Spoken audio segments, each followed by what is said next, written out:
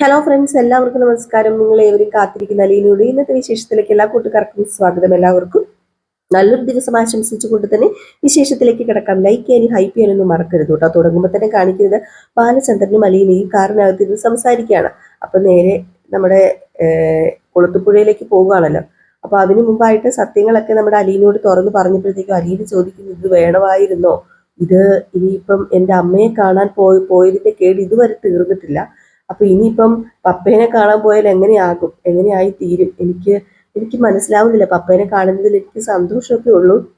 എൻ്റെ പപ്പേനെ ആദ്യമായിട്ട് കാണുക എന്നൊക്കെ പറഞ്ഞു കഴിഞ്ഞിട്ടുണ്ടെങ്കിൽ അത് സന്തോഷമുള്ള കാര്യമാണ്. പക്ഷെ അതിനിപ്പം വരാൻ പോകുന്ന ഭവിഷ്യത്തുകളൊക്കെ എന്താണെന്ന് അറിയില്ലല്ലോ അച്ഛ, അതുകൊണ്ടാണ് ഞാൻ പറയുന്നത് എന്ന് പറഞ്ഞപ്പോഴത്തേക്കും നമ്മുടെ ബാലചന്ദ്രൻ പറഞ്ഞു, അല്ല നീ എന്താ ഈ പറഞ്ഞു വരുന്നത്? അപ്പൊ പോകണ്ടെന്നാണോ? പോകണ്ടെന്നല്ല അച്ഛ ഞാൻ പറഞ്ഞു വരുന്നത്. പേടിയാ, എനിക്കിപ്പോ എല്ലാം പേടിയാ. അമ്മേനെ കാണാനും അമ്മയോട് സംസാരിക്കാനും അമ്മയുടെ സ്നേഹം ലഭിക്കാനും ഒക്കെ വേണ്ടി ഞാന് അങ്ങ് വന്നതല്ലായിരുന്നോ പാലായ്ക്ക്? പക്ഷെ എന്താ ഉണ്ടായത്?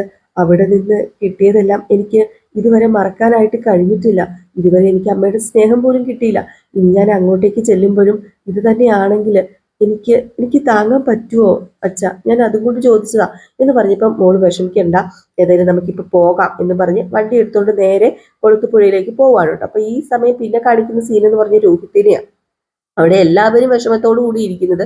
രോഹിത് ആണെങ്കിൽ ഫോണില് അലീനയുടെ കൂടെ നിൽക്കുന്ന രേവതിക്കുട്ടിയല്ലോ, നമ്മുടെ ചിന്നുമോളില്ലേ, ചിന്നുമോളുടെ ഫോട്ടോയും കൂടി എടുത്തിട്ട് രണ്ടുപേരുടെ ഫോട്ടോയും കൂടി ഉണ്ട്. അപ്പൊ ഒറ്റ ഫോട്ടോ തന്നെ ഇല്ലായിരിക്കും, അതായിരിക്കും ചിന്നുമോൾ കൂടെ നിൽപ്പുണ്ട്. അപ്പം ആ ഒരു ഫോട്ടോ ഇങ്ങനെ നോക്കി ഇങ്ങനെ നിന്ന് ഭയങ്കര സങ്കടത്തോടു കൂടി ആ ഫോണിലേക്ക് തന്നെ ഇങ്ങനെ നോക്കി നിൽക്കുകയാണ് കേട്ടോ. ഏതായാലും ഈ സമയത്താണ് നമ്മുടെ വൈജയും മനുവും കൂടെ വരുന്നത് കേട്ടോ. അങ്ങനെ വൈജയും മനുവും വന്ന് നമ്മുടെ നെടുമ്പുരയ്ക്കൽ വീടിന്റെ മുറ്റത്ത് വണ്ടി നിർത്തി ഉടനെ തന്നെ നമ്മുടെ മനു പറയുന്നുണ്ട്, ഇനിയിപ്പം സന്തോഷവും സമാധാനവും തിരിച്ചു പിടിച്ച ദിവസമാണല്ലോ, സമാധാനത്തോടു കൂടി സന്തോഷത്തോടു കൂടി അങ്ങോട്ട് ഇറങ്ങിയാട്ടെ, ധൈര്യവും ഒട്ടും കുറവ് വരുത്തണ്ട, നല്ല ധൈര്യത്തോടു കൂടി ഇറങ്ങിക്കോ എന്ന് പറഞ്ഞപ്പോഴത്തേക്കും നമ്മുടെ വൈജ പറഞ്ഞു, ധൈര്യം എന്നതേ ഈ വൈജയ്ക്ക് ജന്മനാൽ കിട്ടിയിരിക്കുന്നതാ. അതൊരിക്കലും ഒരു പീറ പെണ്ണെന്ന് പറയുന്ന അലീന എന്ന് പറയുന്ന സാധനം വന്നിട്ട് പോകാറില്ല ഒരിക്കലും. ഈ വീട്ടിൽ അലീന ഉള്ളപ്പോഴും ധൈര്യത്തോടു കൂടി തന്നെയാണ് ഈ വൈജ ഈ വീട്ടിനകത്ത് കയറിയിട്ടുള്ളതും തല ഉയർത്തിപ്പിടിച്ച് നടന്നിട്ടുള്ളതും. ആരുടെയും ധൈര്യം ചോർത്തി കളയാനേ അവൾക്ക് പറ്റിയിട്ടില്ല. അവൾ ആരാ ധൈര്യം ചോർത്തി കളയാന്? പിന്നെ സന്തോഷവും സമാധാനവും നഷ്ടപ്പെട്ടിട്ടുണ്ട്. അത് അവൾ ഉള്ളത് കൊണ്ട് തന്നെയാണ് നഷ്ടപ്പെട്ടിരിക്കുന്നത് എന്ന് പറഞ്ഞപ്പോഴത്തേക്കും സന്തോഷവും സമാധാനവും പിടിച്ച് അടക്കിയല്ലോ. ഇനിയിപ്പം അങ്ങോട്ട് ഇറങ്ങി നെടുമ്പുഴയ്ക്കൽ വീടിന്റെ ഭരണം ഏറ്റെടുക്കാലോ എന്ന് പറഞ്ഞപ്പം, എടാ നിനക്ക് എന്തിന്റെ സൂക്കേടാണെന്ന് എനിക്ക് അറിയാടാ. നിനക്ക് അലീനയെ കിട്ടാത്തതിന്റെ അല്ലേ, അവളെ വിവാഹം കഴിക്കാൻ പറ്റാത്തതിന്റെ. ഈ ജന്മം നിനക്ക് അവളെ വിവാഹം കഴിക്കാൻ പറ്റത്തില്ല, അത് നിനക്ക് മനസ്സിലായില്ല എന്ന് ചോദിച്ചപ്പോഴത്തേക്കും, എന്ത് കോമൺ സെൻസ് ഉണ്ടായിട്ട് ആന്റി ഇങ്ങനെയൊക്കെ സംസാരിക്കുന്നത്? ആന്റിക്ക് എല്ലാം തന്നിട്ടുണ്ട്, പക്ഷേ കുറച്ച് വിവേകബുദ്ധി തരാതെ പോയി ദൈവം. അതെന്താണെന്ന് എനിക്ക് അറിയത്തില്ല. അലീന എവിടെയാണെങ്കിലും എനിക്ക് അലീനയെ വിവാഹം കഴിക്കത്തില്ലേ, അതിനിപ്പോ എന്താ തടസ്സം ഇരിക്കുന്നത്? എനിക്ക് മനസ്സിലാവുന്നില്ല. എനിക്ക് ഇഷ്ടമുള്ള ഒരു പെണ്ണിനെ വിവാഹം കഴിക്കുന്നതിന് ഒരു തടസ്സവും ഉണ്ടാകാൻ പോകുന്നില്ല. അതിപ്പോ അലീന എവിടെയാണെങ്കിലും ഞാൻ അവളെ കാണാനും വിവാഹം കഴിക്കാനും ഒന്നും എനിക്കൊരു തടസ്സമില്ല. ഏതായാലും ആന്റിയോട് തർക്കിക്കാൻ ഞാനില്ല. വെറുതെ എന്തിനാ നമ്മൾ അങ്ങോട്ടും ഇങ്ങോട്ടും ഓരോന്ന് പറഞ്ഞ് തർക്കിച്ച് സമയം കളയുന്നത്? അതിന്റെ ആവശ്യമുണ്ടോ? ആന്റി വണ്ടിയിൽ നിന്ന് ഇറങ്ങി വീട്ടിനകത്തേക്ക് കയറി ചെന്നാട്ടെ എന്ന് പറയും. ഈ ഒരു സമയത്ത് നമ്മുടെ രോഹിത് ഫോട്ടോസൊക്കെ നോക്കിയിരിക്കല്ലായിരുന്നു. അപ്പൊ ഇവരെ വണ്ടി വന്നതും നമ്മുടെ രോഹിത് ഇറങ്ങി വന്നു. വൈജ നേരെ അകത്തേക്ക് കയറാൻ തുടങ്ങുന്നു. ഒരു മൈൻഡും ഇല്ലാതെയാണ് ഒന്നും മിണ്ടാതെ രോഹിത് നേരെ ഫ്രണ്ടിൽ കൂടി ഇങ്ങനെ, അതായത് നമ്മുടെ വൈജയുടെ ഫ്രണ്ടിൽ കൂടെ നടന്ന് കാറിന്റെ അടുത്തേക്ക് മനുവിന്റെ അടുത്തേക്ക് പോയപ്പോഴത്തേക്കും പെറ്റ തള്ള വന്നിട്ട്, എന്താടാ ഒരു മൈൻഡ് ഇല്ലാതെ നടക്കുന്നത്? ഒരു മൈൻഡും ഇല്ലല്ലോടാ, നിന്റെ തള്ളയാടാ ഞാനെന്ന് പറഞ്ഞപ്പോഴത്തേക്കും, എന്റെ പൊന്നമ്മേ, അമ്മയ്ക്ക് എന്താ അമ്മ വേണ്ടത്? കൊണ്ട് ഇറങ്ങിയിട്ടുണ്ട് അടുത്തതും കൊണ്ട്. ഞാൻ പോയി ലഗേജ് എടുത്തോണ്ട് വരട്ടെ. ഓ, ലഗേജ് എടുക്കാനോ? അതെ, ലഗേജ് എടുക്കാന്. അല്ല, നിനക്കൊന്ന് കണ്ടു കഴിഞ്ഞിട്ടുണ്ടെങ്കിൽ എന്താ കാര്യം? അല്ലെങ്കിൽ അമ്മേ എന്നൊന്ന് വിളിക്കാനുള്ള ഒരു ഇതുപോലും ഇല്ലല്ലോ, ഒരു പുച്ഛഭാവമാണല്ലോ നിന്റെ മുഖത്തെന്ന് പറഞ്ഞപ്പോഴത്തേക്കും അമ്മയ്ക്ക് ഇതല്ല ഇതിനപ്പുറം തോന്നും. അമ്മ അതുപോലെയാണല്ലോ കുറെ കാര്യങ്ങൾ കാട്ടിക്കൂട്ടുന്നത്. അതുകൊണ്ട് അമ്മയോട് തർക്കിക്കാൻ എനിക്ക് പറ്റില്ല. എനിക്ക് സൗകര്യമുള്ളത് ചെയ്തോളാന്ന് ഓർക്ക്. നിനക്ക് സൗകര്യമുള്ളത് നിനക്ക് സൗകര്യമുള്ളത് ചെയ്താൽ മതി. കാണിച്ചു തരുന്നുണ്ട് ഞാൻ, എല്ലാത്തിനും ഞാൻ കാണിച്ചു തരുന്നുണ്ട് എന്ന് പറഞ്ഞിട്ട് അകത്തേക്ക് കയറി നമ്മുടെ വൈജ പോകാൻ തുടങ്ങി. രോഹിത് വെളിയിലേക്കും പോയി ലഗേജ് എടുക്കണം. അതുകൊണ്ട് ഞാൻ ലഗേജ് എടുക്കാൻ വേണ്ടി വന്നതാ എന്ന് പറഞ്ഞപ്പോഴത്തേക്കും നിനക്ക് സൗകര്യമുള്ളത് പോയി ചെയ്യാൻ പറഞ്ഞു. ഞാൻ സൗകര്യമുള്ളത് തന്നെയാണ് ചെയ്യുന്നതെന്ന് പറഞ്ഞിട്ട് നേരെ പോയി ലഗേജ് എടുക്കാൻ വേണ്ടി ഇങ്ങനെ തുടങ്ങി. ഇപ്പൊ മനു അവിടെയുണ്ട്. മനുവിനെ കണ്ട ഉടനെ തന്നെ നമ്മുടെ രോഹിത് പറഞ്ഞു, ഒരു മാറ്റവും ഇല്ലല്ലോ മനുവേട്ടാ, ഇത് എന്താ ഇങ്ങനെയെന്ന് ചോദിച്ചപ്പം ഒരു മാറ്റവും ഉണ്ടാകാൻ വഴിയില്ല, ഇതിങ്ങനെയൊക്കെ തന്നെ തുടർന്ന് പോകത്തുള്ളൂ. ഇനിയിപ്പം നിങ്ങൾ ബാലചന്ദ്രൻ ഞങ്ങൾ വരുന്നത് വരെ സഹിച്ചേ പറ്റൂ, സഹിക്കണം, വേറൊരു വഴിയില്ലെന്ന് പറഞ്ഞപ്പോ എന്താ അച്ഛൻ വന്നു കഴിഞ്ഞിട്ടുണ്ടെങ്കിൽ ഇതിന് മാറ്റം ഉണ്ടാവുമോ? എനിക്ക് തോന്നുന്നില്ല എന്ന് പറഞ്ഞപ്പോഴത്തേക്കും ആർക്കറിയാം കാര്യങ്ങളൊക്കെ ഇനി എന്തായിത്തീരും എങ്ങനെയായിത്തീരും എന്ന് ദൈവം തമ്പുരാനും മാത്രം അറിയാം. എല്ലാം ദൈവത്തിന് വിട്ടുകൊടുക്കുക, അല്ലാതെ വേറെ എന്ത് ചെയ്യാനാണ് എന്നിങ്ങനെ പറഞ്ഞു. ഏതായാലും ഈ സമയത്ത് ബബിതയും കൃഷ്ണമോളും കൂടെ അകത്തുനിന്ന് ഇവരെ കണ്ടതും ഇറങ്ങി വന്നു കേട്ടോ. ഇറങ്ങി വന്ന് ഇങ്ങനെ തിണ്ണെ നിൽക്കുകയാണ്. ഏതായാലും തിണ്ണെ നിന്ന് കഴിഞ്ഞപ്പോഴത്തേക്കും നമ്മുടെ വൈജ കയറി വന്ന് ഇവരെ തന്നെ നോക്കുകയാണ്. ഇവരുടെ മുഖത്ത് ഭയങ്കര വിഷമമാണല്ലോ, ഇപ്പോഴും അലീന പോയതിന്റെ ആ ഒരു സങ്കടം. അപ്പൊ അമ്മ വന്നിട്ട് അയ്യോ അമ്മ വന്നേന്ന് പറഞ്ഞ് സന്തോഷിക്കാനുള്ള ഒരു മാനസികാവസ്ഥയിലല്ലല്ലോ ഈ പിള്ളേര്. ഇവരെ രണ്ടുപേരെയും തുറിച്ചു നോക്കിയിട്ട് അകത്തേക്ക് അങ്ങ് നമ്മുടെ വൈജ കയറി പോയി കേട്ടോ. വൈജ കയറിപ്പോയി ചുറ്റുപാടും ഒക്കെ ഒന്ന് നോക്കുകയാണ് കേട്ടോ. വീട് മൊത്തം ഒന്ന് നോക്കുകയാണ്. നല്ല അടുക്കും ചിട്ടയുമായിട്ട് നല്ല വൃത്തിയും വെടുപ്പുമായിട്ട് തന്നെയാണ് വീട് സൂക്ഷിച്ചിരിക്കുന്നത്. അങ്ങനെ നമ്മുടെ വൈജയുടെ റൂമും തുറന്നു നോക്കി. റൂമും നല്ല ക്ലീൻ ആയിട്ട് വെച്ചേക്കാണ് കേട്ടോ. ഒരു കുഴപ്പവുമില്ല, ഒരു കുഴപ്പവും സംഭവിച്ചിട്ടുമില്ല. കഴിഞ്ഞ പ്രാവശ്യം ഹോസ്പിറ്റലിൽ പോയിട്ട് വന്ന പോലെ ഒന്നും അല്ല കിടക്കുന്നത്, അവിടെ മൊത്തം മാറ്റം സംഭവിച്ചിട്ടുണ്ട്. ഏതായാലും ഈ ഒരു സമയത്ത് പിള്ളേരെല്ലാം മനുവും അകത്തേക്ക് കയറി വന്നു കേട്ടോ. ഏതായാലും പിള്ളേരെല്ലാം മനുവും അകത്തേക്ക് കയറി വന്നു കഴിഞ്ഞപ്പോഴത്തേക്കും ടി വി ഒക്കെ വർക്ക് ചെയ്യുന്നുണ്ടോടി എന്നിങ്ങനെ ചോദിച്ചു. അപ്പോഴത്തേക്കും നമ്മുടെ ബബി പറഞ്ഞു, ഇല്ല ഇപ്പൊ പണി മുടക്കിയിരിക്കുക. അതെന്തു പറ്റി? അത് ഓൺ ചെയ്യണം, വർക്ക് ചെയ്യണമെങ്കിൽ. നീ എന്നടി ഒരുമാതിരി കനച്ച വർത്താനം എന്നോട് പറയുന്നത്, ഒരു എന്താ പറയുക, ഒരു പുച്ഛത്തോടു കൂടി സംസാരിക്കുന്നത്.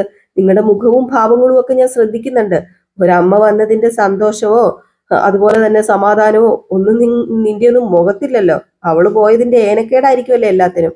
അവള് പോയത് കൊണ്ടായിരിക്കുമല്ലേ എല്ലാം ഇങ്ങനെ കനച്ച മുഖത്തോടു കൂടി നിൽക്കുന്നത്. ഞാന് വന്നത് നിങ്ങൾക്ക് ഇഷ്ടപ്പെട്ടില്ല എന്ന് നിന്റെ മുഖം നോക്കി മനസ്സിലാക്കാൻ, നിങ്ങളുടെ മുഖം നോക്കി മനസ്സിലാക്കാനേ എനിക്ക് സാധിക്കുന്നുണ്ട്, എനിക്ക് മനസ്സിലാകുന്നുണ്ട് എന്ന് പറഞ്ഞിട്ട് വീണ്ടും ചുറ്റുപാടൊക്കെ ഇങ്ങനെ നോക്കുകയാണ്. ചുറ്റുപാടൊക്കെ നടന്ന് എന്തെങ്കിലും കേടുപാട് സംഭവിച്ചിട്ടുണ്ടോ?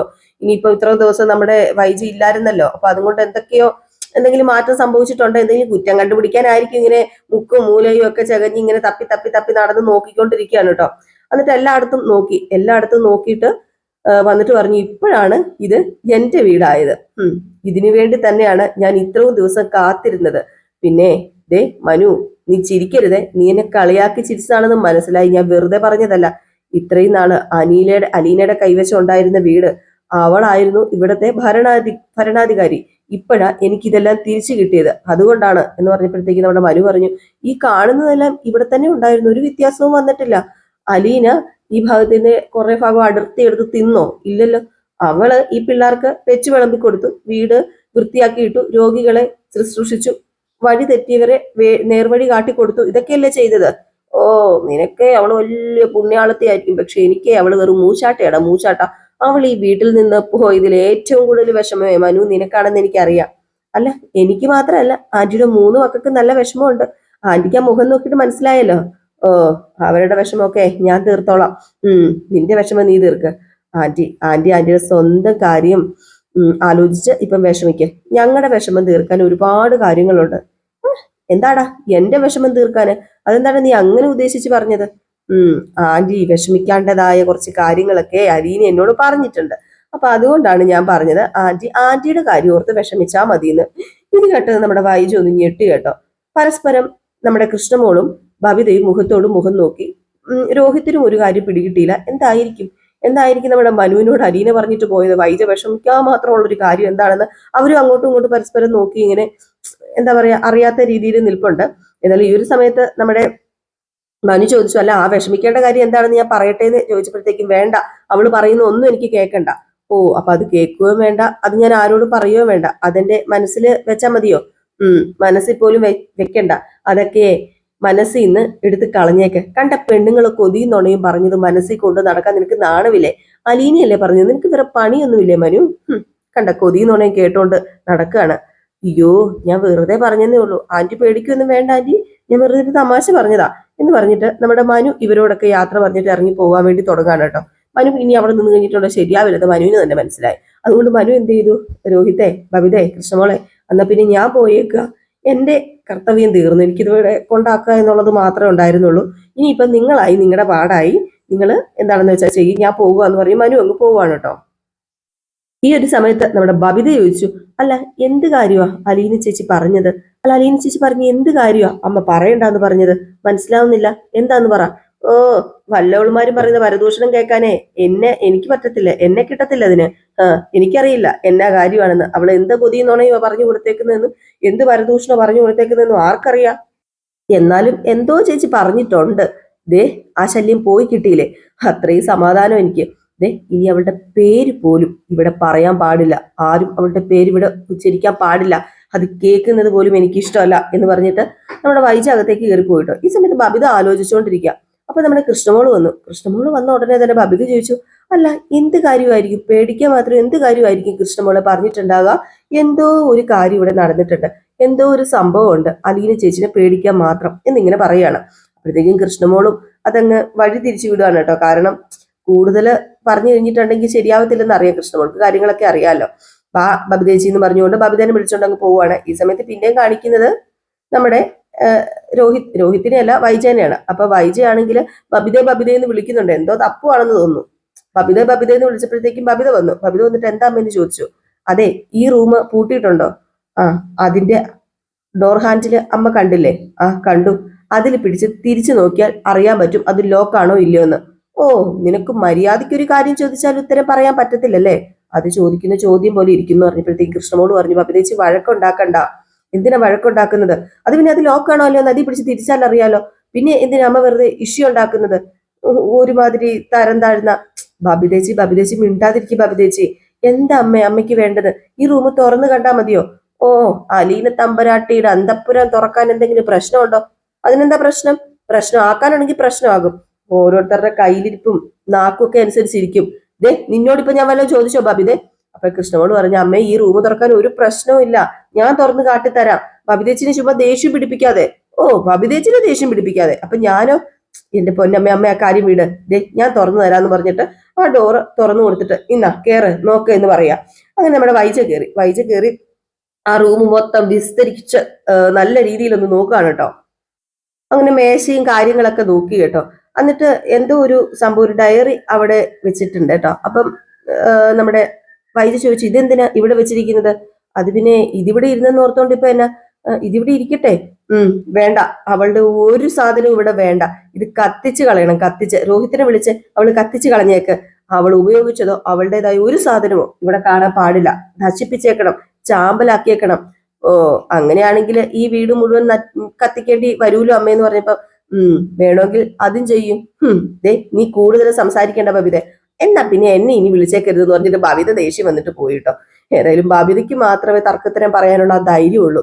ഏതായാലും ഈ ഒരു സമയത്ത് നമ്മുടെ ബബിത പോയപ്പോ കൃഷ്ണമോള് പറഞ്ഞു, അമ്മേ ഞാനത് രോഹിത്തേട്ടന് പറഞ്ഞോളാം, ഇനി ഇതിന്റെ പേരിൽ അമ്മ ഒരു പ്രശ്നം ഉണ്ടാക്കാതിരിക്കുക, എന്തിനാ പ്രശ്നം ഉണ്ടാക്കുന്നത് എന്ന് പറഞ്ഞിട്ട് നമ്മുടെ കൃഷ്ണമോള് അങ്ങ് പോയി റൂം മൊത്തം നോക്കി കണ്ടിട്ട് വൈജ റൂമിന്റെ വെളിയിലേക്ക് അങ്ങ് ഇറങ്ങിപ്പോയി കേട്ടോ. കൃഷ്ണമോൾ ഇങ്ങനെ നിൽക്കുകയാണ്. ഇതിനിടയിൽ കിടന്ന് സത്യം പറഞ്ഞ കൃഷ്ണമോളാ എല്ലാരും ഒന്ന് സമാധാനിപ്പിക്കണമെങ്കിൽ കൃഷ്ണമോള് വിചാരിച്ചാലേ പറ്റത്തുള്ളൂ.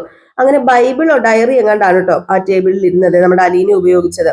അപ്പം ആ സംഭവം പിന്നെ വേറെ എന്നതാ, ഒരു പായ്, പിന്നെ ഒരു ബെഡ്ഷീറ്റോ ചെറിയൊരു ബെഡോ അങ്ങാണ്ട് ഇങ്ങനെ അതിങ്ങനെ ചുരുട്ടി മടക്കി വെച്ചേക്കായിരുന്നു. അപ്പൊ അത് രണ്ടുമാണ് അവിടെ ഇരുന്നത്. ആ സാധനമാണ് കത്തിക്കാൻ പറഞ്ഞത്. പക്ഷെ നമ്മുടെ കൃഷ്ണമോൾക്ക് അത് കത്തിക്കാൻ തോന്നുന്നു. കൃഷ്ണമോൾ അതെടുത്തിട്ട് ഇങ്ങനെ ചേർത്ത് പിടിച്ചിട്ട് സങ്കടത്തോടു കൂടി ഇങ്ങനെ ഇരിക്കുകയാണ് കേട്ടോ. കാരണം കത്തിക്കാനുള്ള മനസ്സുണ്ടോ? അങ്ങനെ ഒരു സാധനം കത്തിക്കാൻ പറ്റുമോ? അങ്ങനെ ഒരു സാധനം കത്തിക്കുക എന്ന് പറഞ്ഞാൽ അയാളെ കത്തിക്കുന്ന പോലെ ആയി പോകൂലേ. നമ്മുടെ അലീനെ കിടന്ന ആ ഒരു ബെഡയിലൊക്കെ കൃഷ്ണമോള് വന്നിരുന്ന് ആശ്വാസം കണ്ടെത്താണ്. എന്ത് ചെയ്യാനാണ്, ആ മക്കൾക്ക് എന്ത് ചെയ്യാൻ പറ്റും? അങ്ങനെ കൃഷ്ണമോള് നമ്മുടെ അലീനയുമായിട്ടുള്ള കുറച്ച് കാര്യങ്ങളൊക്കെ, ആ കട്ടിലെ കിടന്ന കാര്യങ്ങളൊക്കെ ഇങ്ങനെ ഓർക്കുവാണ്.